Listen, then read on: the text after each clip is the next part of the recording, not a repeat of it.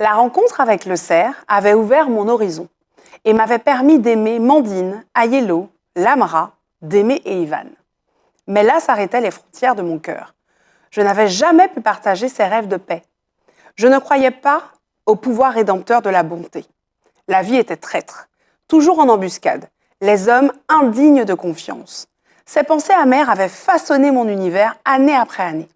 Colin les avait vissées dans nos jeunes esprits à coups de brimades et de discours. Il maniait si bien le chaud et le froid. Quand il n'était pas fâché, nous avions l'impression d'être les guerriers d'élite d'un pays merveilleux qui n'attendait que nous pour être libérés.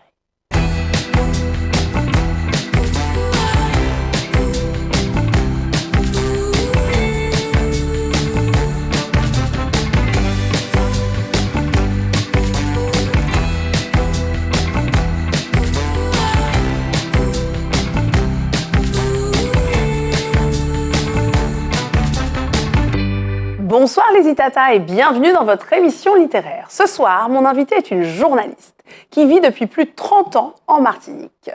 Elle a fait de l'écriture sa passion et en fait, elle n'a pas vraiment choisi parce que c'est depuis son plus jeune âge.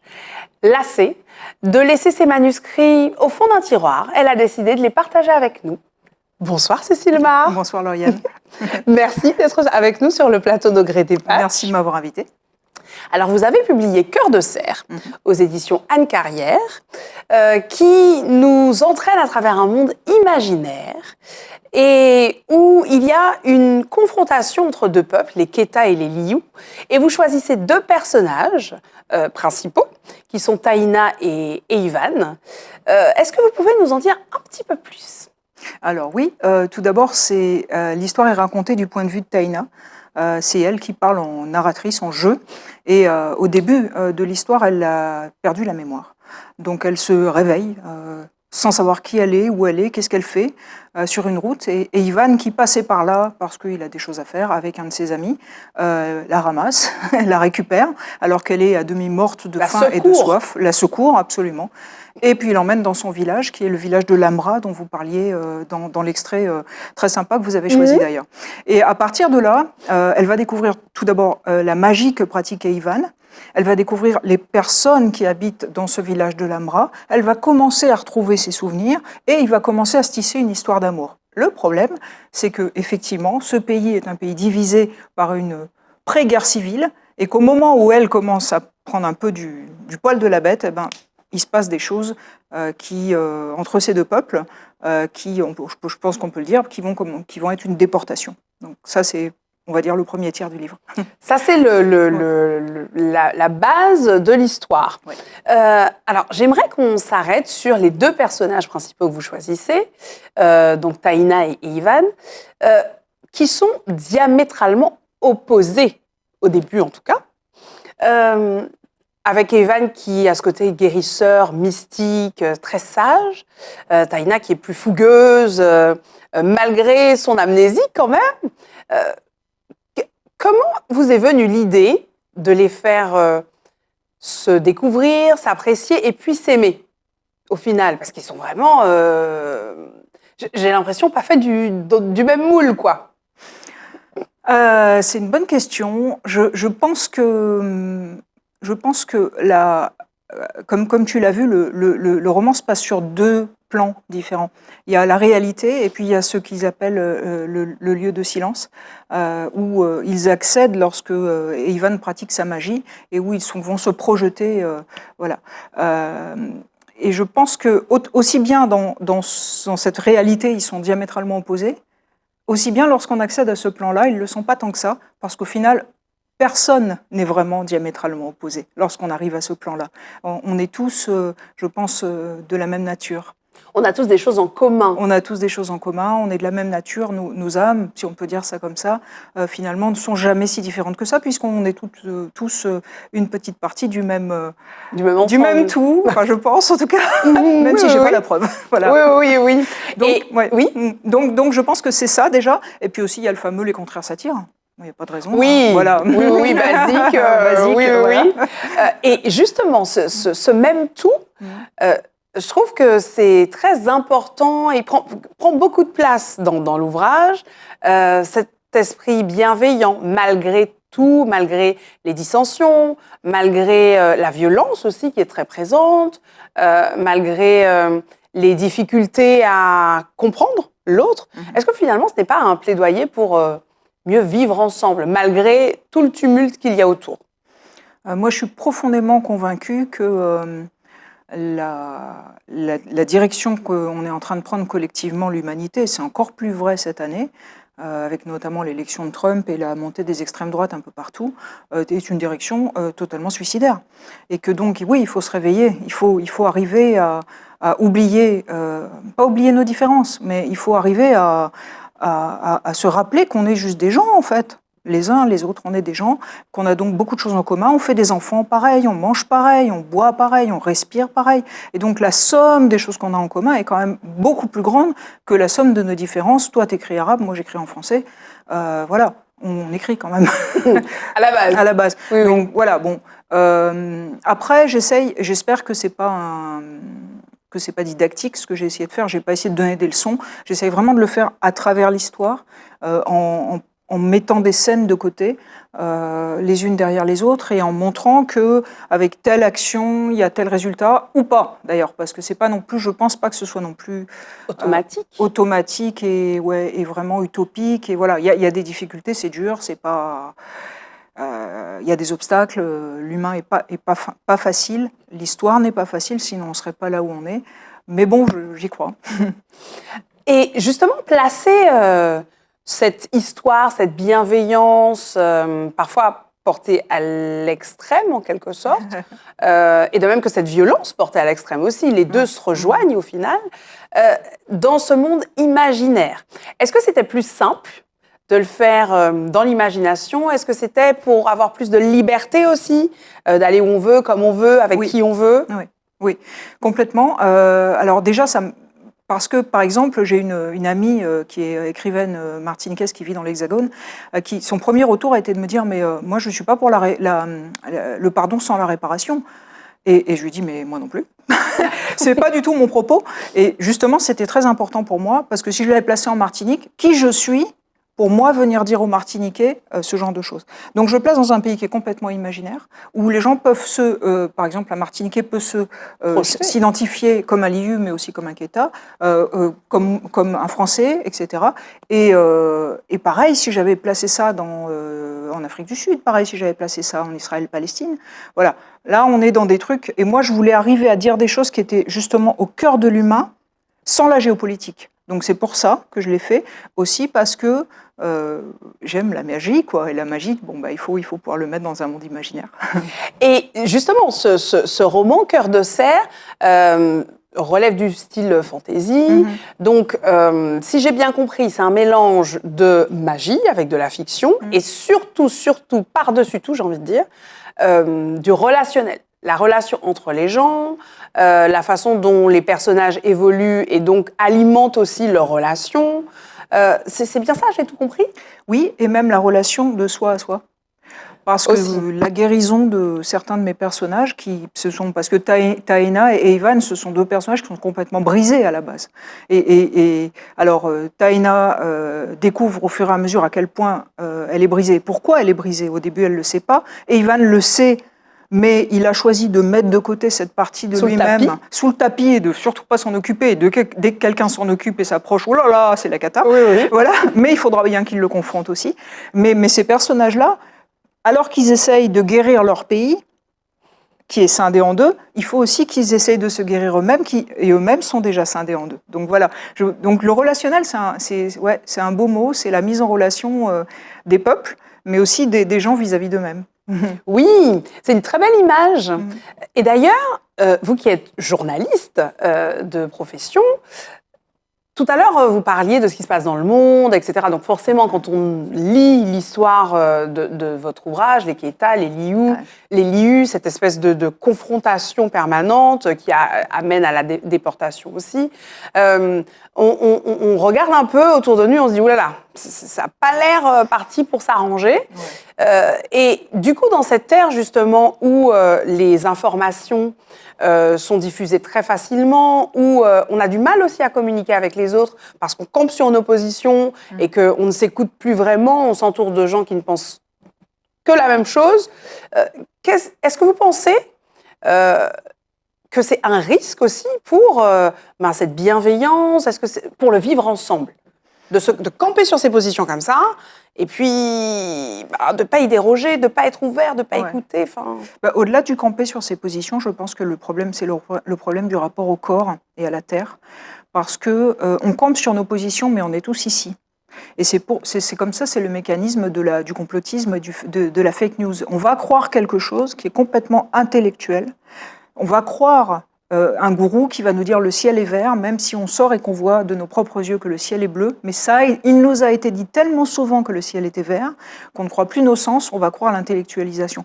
Plus on est dans l'intellectualisation, moins on est relié au corps, au sens, à la terre, au vivant, et plus on est susceptible effectivement de se scinder, de se découper. Et je pense que c'est une partie du problème, effectivement. Et la fiction, c'est une partie de la solution. Parce que là, lorsque vous lisez, vous êtes reconnecté à votre émotion, à vos sens. Alors, vous partez, mais vous partez en ayant, oui, c'est ça vous emmène dans un chemin émotionnel.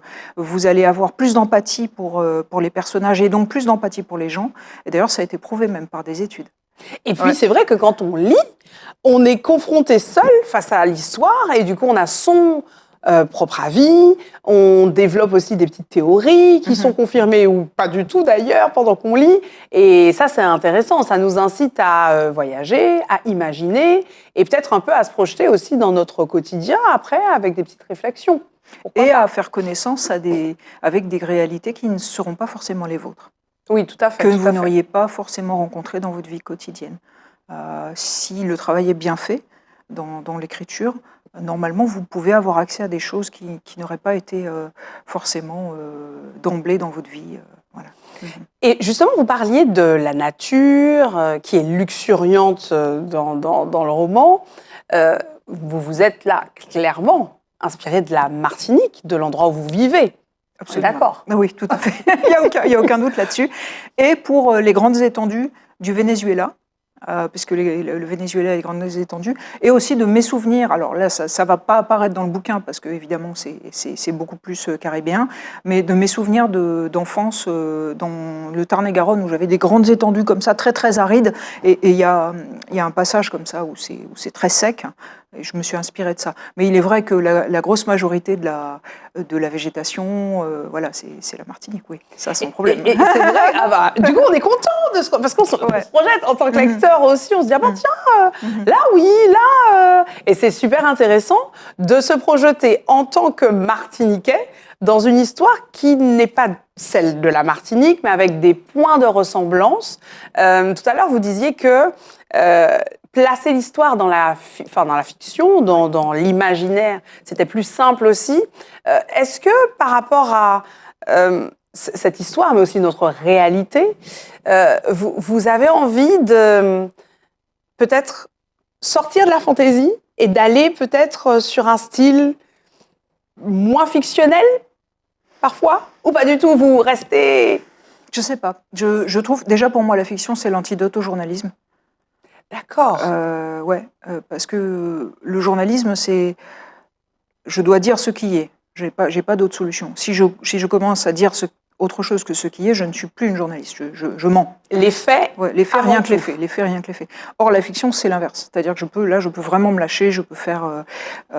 Mais tu disais, par rapport, il y a des points effectivement de la réalité martiniquaise et de l'histoire martiniquaise qui m'ont aussi inspirée, notamment le racisme, notamment la ségrégation, qui n'est plus le cas, mais qui était quand même pratiqué il y a pas si longtemps encore, dans les années 40, 50. Voilà. Exact. Je me suis inspirée de faits comme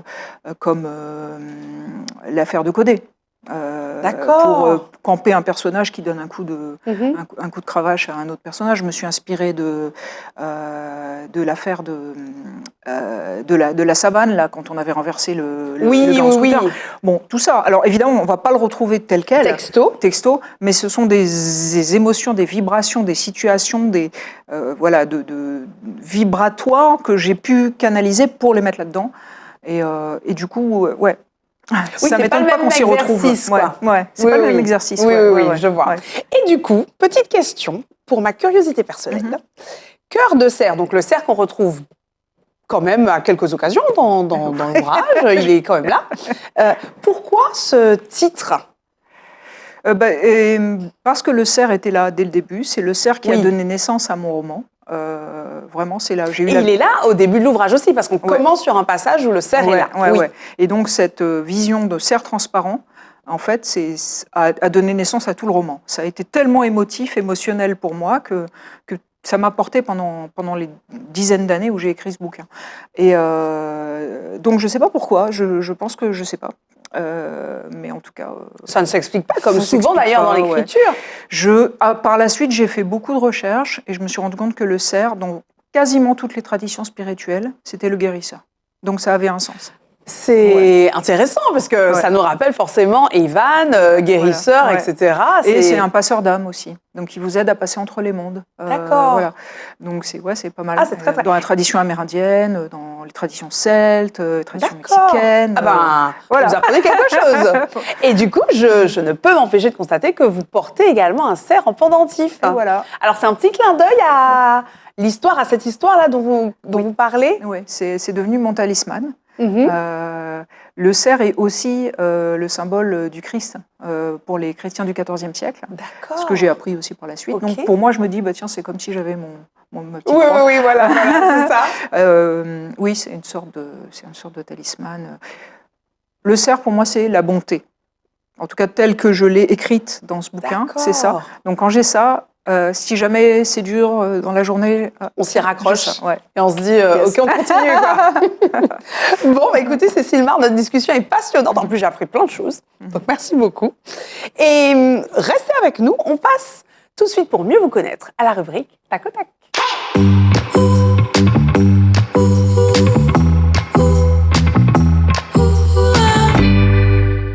Alors, Cécile, ce qu'on va faire, c'est que je vais vous poser des questions et vous me répondez du tac au tac sans réfléchir, de manière très spontanée. Ok. Décrivez-vous en 3 mots. En 3 mots. Aventureuse, rêveuse, têtue. Qu'est-ce que vous partagez, défauts, qualités, rêves, avec vos personnages ? La spiritualité, l'envie de naviguer entre les mondes. Défaut, le côté têtu, ça qu'il y a chez les deux personnages, et aussi la lutte contre les forces, alors j'allais dire les forces du mal, mais c'est les forces du mal, c'est par exemple Ivan. Les forces du mal qui sont aussi bien en soi-même que les forces que dans le monde. Auxquelles on fait face. On fait face tout le temps parce qu'on est tous scindés en plusieurs petits. Oui. Si vous faisiez un bond en arrière, vous reviendriez à quel âge ? Waouh. Peut-être à 32 ans. Pourquoi ? Parce que c'est là qu'est né... Cœur de cerf. Alors, très beau clin d'œil. Très très beau clin d'œil. Le livre que vous pouvez emporter partout. Robin Hobb. Votre œuvre de science-fiction préférée. De science-fiction. J'ai beaucoup aimé Seul sur Mars. Le roman. Sinon, en Martinique, j'aime beaucoup Michael Rock.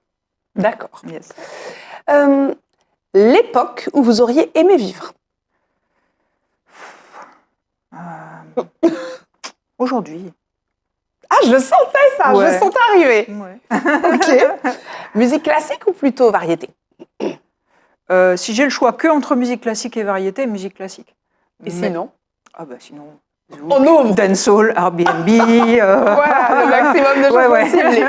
Et puis, c'est aussi beaucoup d'inspiration. Après, ça dépend ce que tu appelles variété. Parce qu'on peut considérer que la variété, c'est du zouk. Oui, c'est vrai, notre variété à nous. Après, j'avoue, je pense à la variété française. Non, variété française, j'aime pas du tout. Ok, découverte pour vous les Itata. Et enfin, je terminerai avec, si vous deviez vous réincarner, ce sera en quoi? Alors, pas le cerf.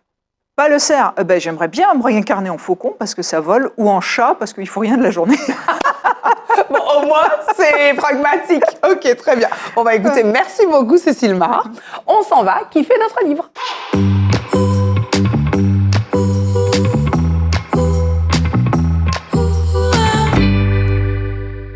Bonjour, je m'appelle Philippe, j'ai 22 ans et aujourd'hui j'aimerais vous parler du Soleil d'Escorta, qui est un livre écrit par Laurent Godet en 2006 et qui se passe donc dans une région reculée dans le sud de l'Italie où l'on suit 4 frères et sœurs qui, après avoir été déshérités par leur père, qui était le plus grand criminel de la région, vivent dorénavant dans la misère. Et c'est donc dans cette misère qu'ils vont essayer de se reconstruire petit à petit et ainsi redorer leur blason familial qui a été souillé par leur père. On va donc suivre cette famille sur plusieurs générations. On va donc grandir avec eux et aussi les voir mourir. C'est un livre intéressant à lire parce qu'il parle notamment des liens fratricides, de l'entraide familiale et aussi d'une certaine émancipation de la jeunesse vis-à-vis des parents et d'un passage de flambeau et d'un passage à l'âge adulte. Et c'est aussi forcément un livre de qualité puisqu'il a été en 2006 élu meilleur livre de l'année au prix Goncourt. Merci Philippe pour cette jolie découverte. Cécile, qu'est-ce que ça vous inspire, la découverte que Philippe a partagée avec nous? Et plus largement, le fait que nos jeunes lisent, réussissent à découvrir d'autres mondes, d'autres histoires à travers la lecture. C'est bien. J'espère qu'ils vont continuer. C'est vrai qu'on dit que la lecture diminue, mais il y a un truc qu'il faut vraiment que les gens comprennent, c'est que la lecture, c'est le passeport pour tous les univers possibles. Et c'est le passeport pour toutes les connaissances possibles. Donc quand on lit, on a accès à tout ce qu'on veut. On n'est pas obligé d'être enfermé, même si on n'a pas d'argent, dans sa propre vie. J'ai envie d'apprendre la chirurgie, je vais lire des bouquins de chirurgiens. J'ai envie de connaître le XIVe siècle, j'ai envie de connaître les Scorta, là, je crois que c'est en Italie. Je lis ça. J'ai envie de partir pour un monde fantastique sur Mars. Voilà. Et ça, je pense qu'il faut vraiment que les gens se rappellent, parce qu'on dit souvent « faut lire », mais non, faut pas lire. C'est des portes ouvertes sur des mondes. Allons-y, allons les franchir. Oui, en fait, il faut voyager, quoi. Enfin, si on a envie, en tout cas. Parce si on a envie, voilà. C'est ça, ouais. Et du coup, quelles ont été vos inspirations pour la lecture, parce que depuis petite, vous écrivez, vous vous nourrissez aussi comme ça beaucoup. Quelles sont vos inspirations, les auteurs que vous admirez, que vous suivez?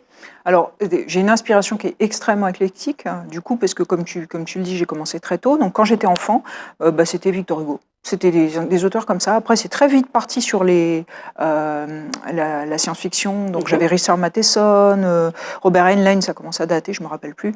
Aujourd'hui, mon écrivain préféré, c'est Robin Hobb. Je l'ai déjà cité. C'est une américaine. Que tu as rencontrée. Que j'ai rencontré, que j'ai la chance d'avoir rencontré, qui est vraiment extraordinaire et qui fabrique des mondes extraordinaires. Et puis, en arrivant en Martinique, j'ai évidemment lu tous les auteurs martiniquais. Le premier, c'était Tony Delcham, qui est décédé il n'y a pas très longtemps. Et puis, Patrick Chamoiseau, Loïc Léry, Raphaël Confiant. Et puis, aujourd'hui, c'est toute cette nouvelle génération d'auteurs martiniquais, Nadia Chonville, Michael Roch. Voilà. Je dois en oublier, mais c'est important pour moi. Et j'ai eu Gabriel Garcia Marquez, Isabelle Allende dans les latino-américains. Cette espèce de mélange comme ça, très éclectique, c'est aussi ce qui m'a, moi, ouvert et permis de faire des choses comme Cœur de cerf, où je ne me suis pas limitée à un pays ou à une temporalité particulière. Ouais.